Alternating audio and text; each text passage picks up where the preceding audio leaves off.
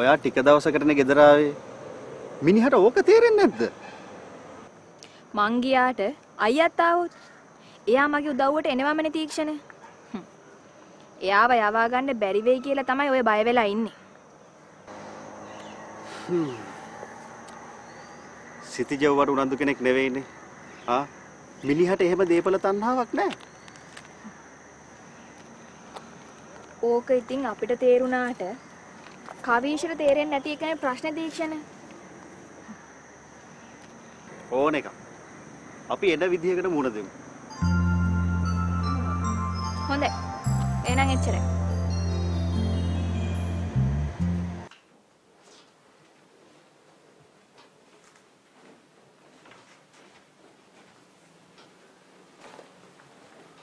Lockie. පොඩි මාමේ මොකක් හරි හදිසියක්ද? නෑ තරම්ම ලොකු හදිසියකට නෙමෙයි ඉතින්. කොහොමද සමන් අයියා නේ? මම සමනවත් හලලා ආවේ ලොකිත් එක්ක වැදගත් කාරණයක් ගැන ප්‍රයිවට් එකේ කතා කරන්න ඕනේ ඉඳලා. නෑ ඉතින් මේවා ගෙදර දොරේ කතා කරන්න කලින් ලොකී අදහසක් දැනගෙන ඉන්න එක නේ හොඳ. මොකක්ද අපේ ওই තරම්ම වැදගත් කාරණා? මංගල යෝජනාවක් ලොකිට. මංගල යෝජනාව? මේ මට?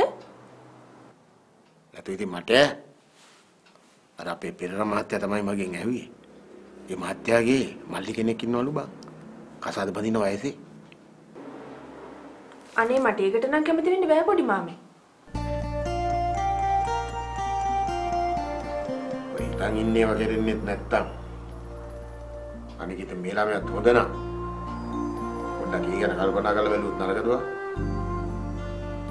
අනේ මහත්තයාට බෑ කියන්නේ කොහොමද එකපාරට? මහත්තයා තරහයි. එකපාරට බැරි නම් හිමීට කියන්න. මේක අපේ පෞද්ගලික ප්‍රශ්නයක් නේ. ඉතින් ඒකට මොකට තරහ වෙනවද? අනිත් දන්නේ.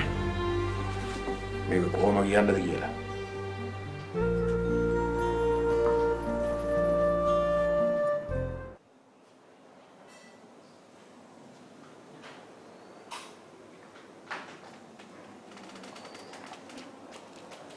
Excuse me. මං ඇතුළට එන්නද? එන්න. වාඩි වෙන්න. ඔන්න මම ආගේ වැඩේ කරා. ඒකයි එන්න කියලා කෝල් කරේ. ඇත්තද? අනේ ලොකු දෙයක් ආකාශී. පොඩ්ඩක් එන්න.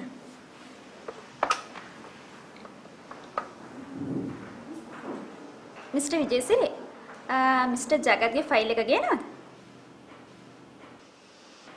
ඕකේ. ඉතින් මිසිස් දුනුසිංහ දුලාංචි කොහමද? අනේ මට මේ මිසිස් දුනුසිංහ කියන්න ඕනේ නැහැ. ඔයත් මගේ ළමෙක් වගේනේ. හරි. මම වැරද්ද නිවැරදි කරන්න. ඉතින් ආන්ටි දුලාංචි සනීපෙන්ද? සනීපෙන්.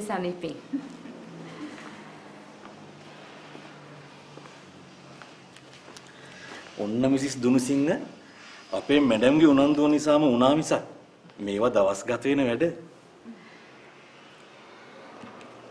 මේකවත් මට කරන්න බැරි නම් මිස්ටර් ජගත්ගේ පුටුවේ වාඩි වෙන්න ලැජ්ජ වෙන්න ඕනේ. නේද ආන්ටි? නැහැ ආකාශී. මිස්ටර් විජේසිරි කියපු දේ ඇත්ත. ඔයා නොහිටින්න මට මේ වැඩේ ලේසියෙන් කරගන්න හම්බ වෙන්නේ නැහැ.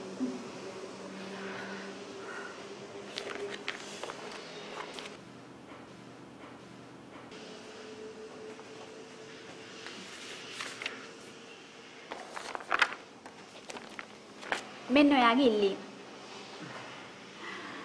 Thank you very much.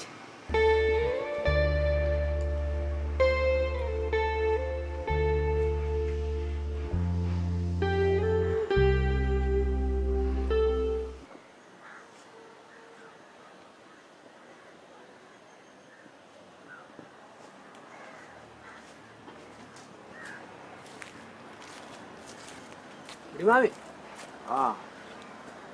Wari. Podi mama itu nang jaya ini. ඒ අපිට විතරද? උඹලටත් ජයයිනේ.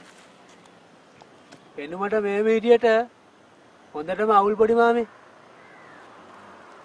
වාහනේ ෆිනෑන්ස් එකට ලස්සයක් විතර යනවා. ගෙදර කුලියත් ඒ වගේ. බිස්නස් එක මදි වියදමට. ඇත්තද? නරක නෑනේ. බලන්න ගියාම සල්ලි අට කරන කනත්තන්නේ බා. දැන් උඹ ඊගාවට මොකද්ද කරන්න හිතන්නේ? ඊගාවට කරන්න දෙයක් ගැන හිතාගන්න බැරුව පොඩි මාමේ ඉන්නේ. හිච්චි කාලේ පුංචි කාලේ එකම යාළුවා. සම්මිනංගෙන්වත් උදව්වක් නැහනේ. මං සම්මිනංගිට උඹ ගැන කිව්වා. ඔය දී උඹලාගේ බිස්නස් ෂුවර් නැහනේ. පොඩි මාමේ මං කී සැරයක් කරගත්තද? පොඩි මාමල ගොඩනේ. මං තමයි අනාථ. පොඩි මාමේ. අනේ පොඩි මාමේ තව එක chance එකක් දෙන්නකෝ. හරි. මම තව සැරයක් සම්මානෙට ගිහලා බලන්නම්කෝ. බැරිම වුණොත් ඉතින් මං හරි මොනවා හරි කරන්න උත්සාහ කරලා බලන්නම්කෝ.